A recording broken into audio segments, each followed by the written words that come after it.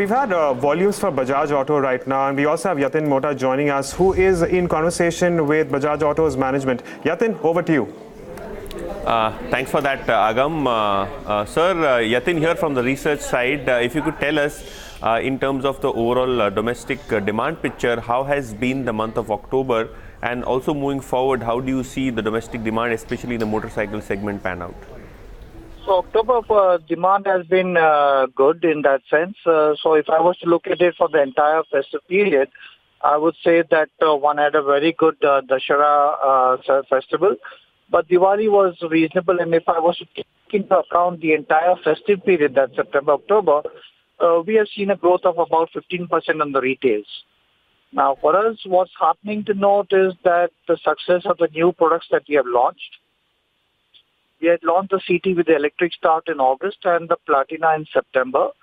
Both these two products have done exceedingly well, and that's what's taken us up in our market share in that segment. As well as what I would say heart-noting for us is the fact of the sales of the CVs and the three-wheelers. Okay. Sir, in the last 1 or 2 months, I've noticed the fact that the export markets have seen a good recovery. In fact, they are growing better than the domestic market. So for the next couple of months, do you think this trend is here to stay? I would say that in the next 2-3 quarters, you would see domestic as well as exports growing in tandem. Okay. Overall, I would estimate H2, my overall numbers would be in a growth of about 20%. This is driven by two facts. One is the recovery in Nigeria, the success of the new markets that we have entered into. And in India, in the domestic market, I would say the success will come from, among other things, the Platina and the electric start CT. Plus, in the fourth quarter, we would be coming up with a new Avenger.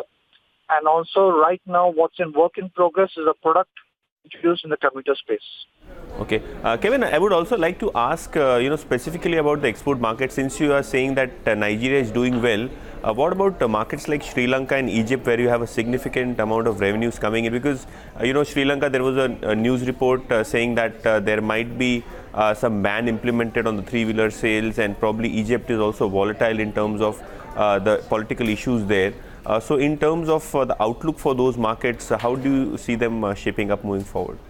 So I would put, as far as Sri Lanka goes, traditionally it had been a very important component of our overall exports.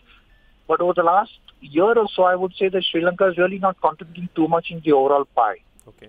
And if you look at Q2 also, you'll see it is Bangladesh that has taken over from Sri Lanka. So this month, for example, in Bangladesh, we sold over 80,000 motorcycles.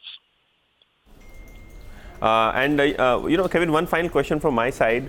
If you look at the commodity costs currently, probably it comes with a lag effect. So moving forward, any price hikes that the company plans on its products, especially the new launches, because aluminum, steel, in general, all the commodities are moving higher. So is there any immediate impact that you would like to pass on to customers?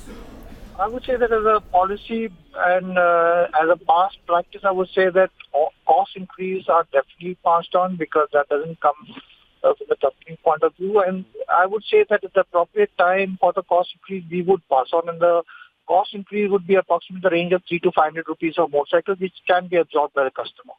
Okay. Thank you, Kevin, for speaking to BloombergQuint and taking out your time.